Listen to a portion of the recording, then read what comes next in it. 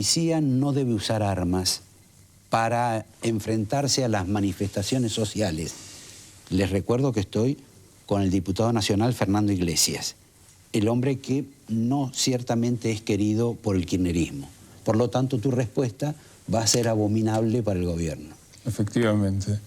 Yo me pregunto, ¿le van a quitar las armas a la custodia presidencial? O sea, la custodia de la presidenta, ¿va a circular sin armas? Porque si no, pareciera que hay algunas cosas que merecen ser cuidadas con armas, es decir, la seguridad de la presidenta, y seguramente sí, y otras no. La seguridad de los ciudadanos no. Curiosamente, este despropósito es enunciado por quienes se proponen como los voceros de la igualdad y dicen la seguridad para la presidenta. A los demás, que Dios los ampare. La verdad que desde luego que tiene que haber un uso prudencial de las armas después de los desdichados episodios que han existido en la Argentina desde hace mucho tiempo. Pero esto de que la policía vaya desarmada, la verdad que muestra muy claramente qué es lo que le importa al kirchnerismo y qué no. ¿Y qué es lo que le importa? Porque ciertamente si uno ve a un policía desarmado y hay, digamos, gente inmadura, adolescente, primaria, salvaje, que puede cometer tropelías ante la posibilidad de que haya elasticidad en la respuesta de la autoridad, es posible que también tengamos algún tipo de desgracia en otro plano. Bueno, pero lo que pasa es que el gobierno... yo fui uno de los pocos que en un primer momento, cuando el kirchnerismo dijo no se reprime, la protesta social no se reprime y por lo tanto que tomen las calles, a mí me pareció razonable después de lo que había pasado con Costec y Santillán.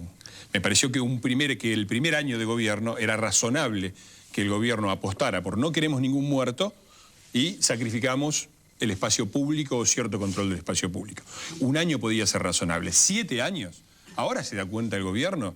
Es decir, estos 7 años deberían haber sido invertidos en crear una verdadera fuerza de seguridad de la democracia y en destruir esta falsa alternativa entre que actúa la policía y mata y reprime y es una represión salvaje o no se hace nada. El resto de los países del mundo se organizan de manera, inclusive países de izquierda, progresistas, ¿eh? Se organizan para que la policía actúe garantizando la seguridad, garantizando el espacio público sin que haya muertos y sin dejarlo libre a la batalla de todos contra todos. Entonces, este es el principal problema, que el gobierno hizo arrancó su política de seguridad diciendo una gran mentira, diciendo que era un solo punto. Dijo, todo el problema de seguridad es el problema social, la distribución inequitativa del rédito.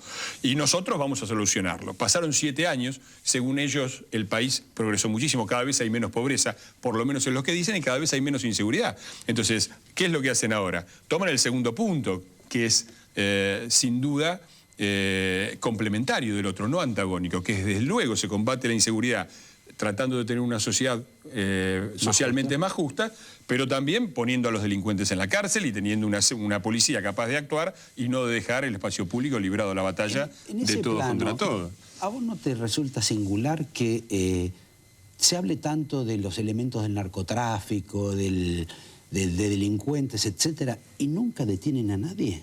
Bueno, ni aún en Argentina, estos momentos de ebullición, de expansión, de descubrimiento. No recuerdo exactamente el número exacto, pero sobre las normativas contra el lavado de dinero, la Argentina ha incumplido 27 de 28, 25 de 26. Bien, pero digamos... No hay un solo detenido en la Argentina por lavado de dinero, uno solo. Y la verdad es que esto, a mí me toca decirlo como parte de una fuerza política, la Coalición Cívica y el ARI, que planteó esta cosa cuando Carrió, más de 12 años atrás, dijo... Atención con el narcolavado, se viene la droga, el Paco no existía como tal, pero se venía la droga, también era apocalíptica. La verdad que nosotros, a veces, yo tengo la sensación de vivir en un país... Sí, pero esto, digámoslo, eso en todo caso fue una cuestión de guante blanco, de grande fortuna. Pero acá estamos hablando de lo cotidiano. No, pero hay una cuestión de la gente que domina las villas, la gente que domina a los pobres, Mirá, que los conduce, que les arbitra la conducta de los hijos, que decide quién vive y quién no vive. Mira, Roberto, esto es muy sencillo.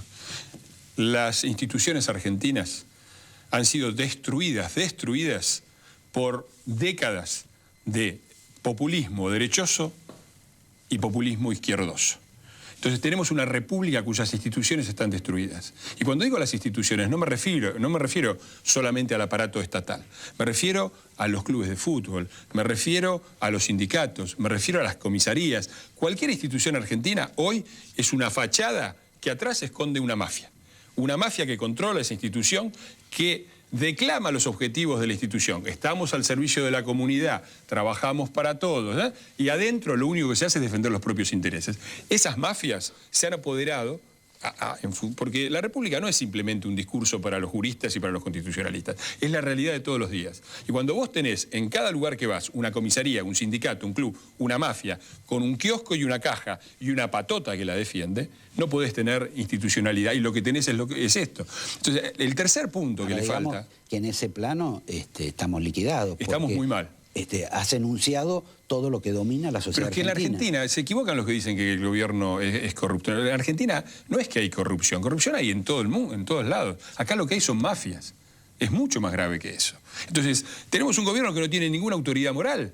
Porque el tercer elemento de una política de seguridad, para no tener que usar esa pistola que la policía debería tener, vos tenés que tener una cierta autoridad moral.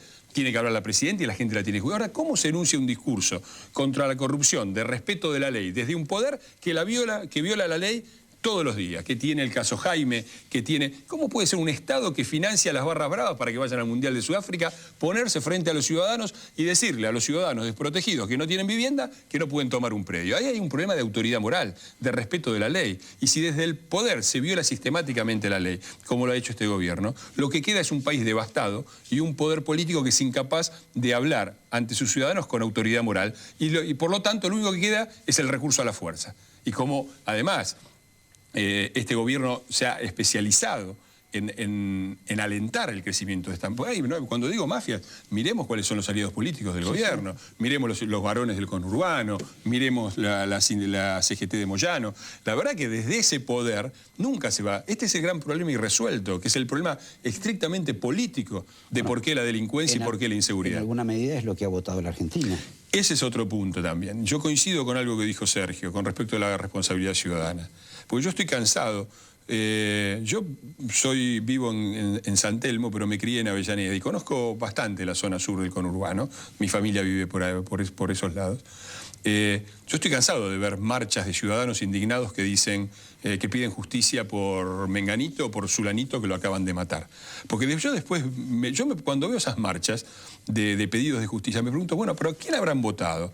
Porque la verdad que la provincia de Buenos Aires, que es el gran núcleo de inseguridad del país, y el conurbano, tiene un gobierno pejotista desde hace más de 20 años.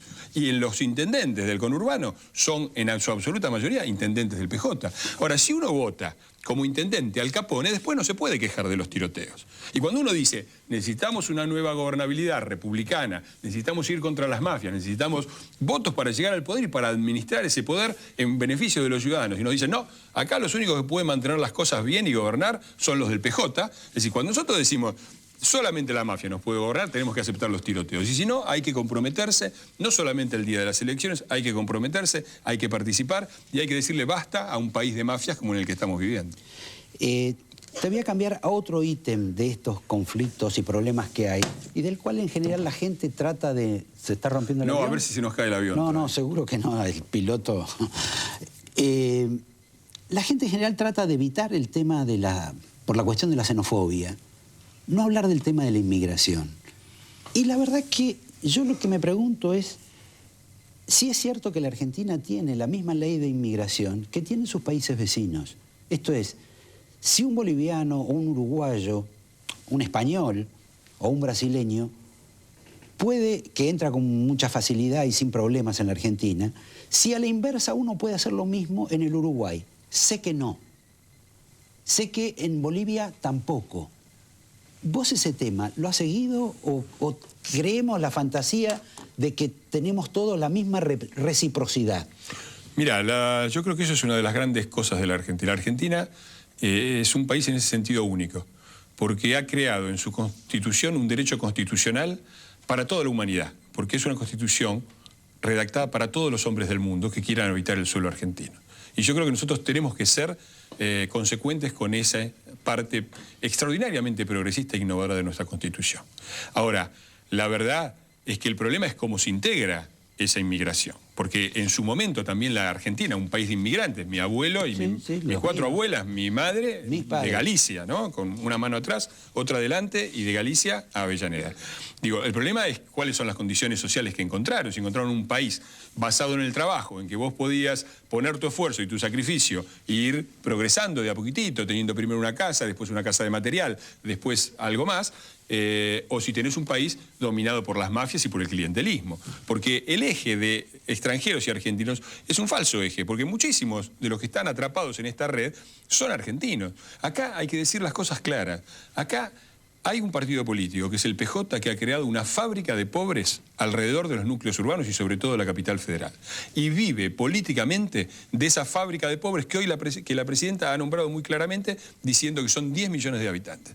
Viven de esos pobres, los mantienen en la pobreza y viven de las prebendas electorales y de todo tipo, utilizándolos de 1000 maneras, directamente desde la clase política o indirectamente cuando los criminales los utilizan como mano de obra barata. Entonces, sin destruir la fábrica de pobres, sin transformar, si el discurso es defendemos a los pobres, pero en realidad lo que defienden no es a los pobres, lo que defienden es la pobreza, las condiciones, ese es el núcleo que hay que desactivar, para volver a tener un país como el que tuvimos, como el que integró muchísimos inmigrantes, como mi mamá y mis abuelos, que venían a trabajar, que venían a integrarse, porque había también esa posibilidad, y porque el país estaba organizado para que quien pusiera esfuerzo tuviera recompensas, no quien delinque tiene recompensas, no quien participa de una red clientelista y trabaja para el puntero tiene recompensas. Eso es lo que hay que cambiar. Que el que rompe no paga y que el que ensucia no limpia. Además. Así lo despido a Fernando Iglesias. Te debo el angelito, porque me lo diga ahí afuera, pero vos tenés Yo algo te debía esto del anterior, que es mi último libro. Así que acá hay la compensación, los traemos.